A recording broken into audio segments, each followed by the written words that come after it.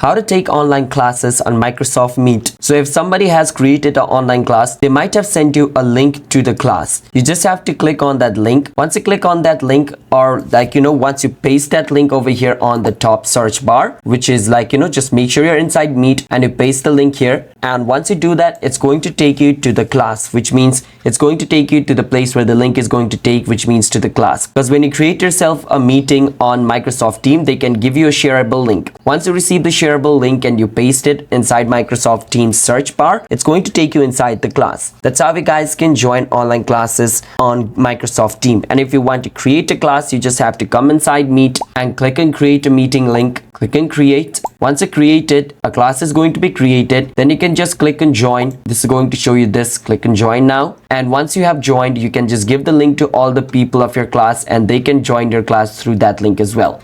Hope you understand. Subscribe to our channel.